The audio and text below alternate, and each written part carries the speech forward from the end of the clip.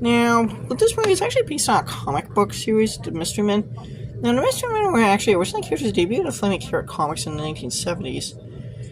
They debuted in Flaming Carrot Comics, I believe, in 1982. Now, the Mystery Men comics were published by Dark Horse Comics, but I don't think they actually fully took over until. Now, the Flaming Carrot, for those who don't know, he's a lesser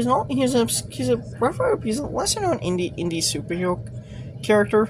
He's one of the most bizarre superhero comic.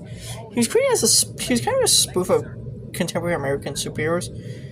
Now, Flaming Carrot Comics was actually a pretty long-lasting comic magazine that was pretty strange. Now, allegedly when this movie was in production, apparently the Flaming Carrot was actually moved allegedly as he was found to be too strange, as well as I believe also on top of it was also complex legal issues.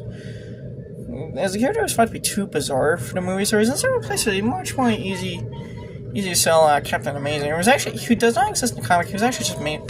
Honestly, this movie is kind of like The Boys almost, if you actually think about it. Except without the dark, sick, kind of gross, without the deranged satire and dark, fucked up sense of humor that The Boys has. And with Captain Amazing, he's kind of like Homelander. As you can see, he gets all his money from his corporate sponsors, Yamaha, Pepsi, Gun Ho, Konica, Wavac.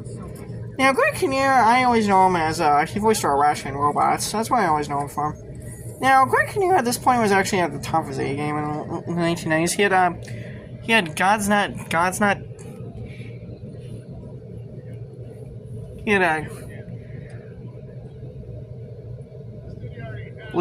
God Believe It. He was also in the movie God Believe It or Not. Does anyone remember that movie? That was like the movie that really launched his career. I never saw that. Now, Robots is where I really know Greg Kinnear. He voiced Ratchet. Now, this movie, when it came out, I believe it actually had some corporate tie-ins. There was no toy line made for this movie because Universal didn't know if this movie because this movie wasn't really geared towards kids. Now, it was rated PG-13, but it was getting more towards teenagers. And plus, Universal didn't really think this movie would appeal to kids, mainly because.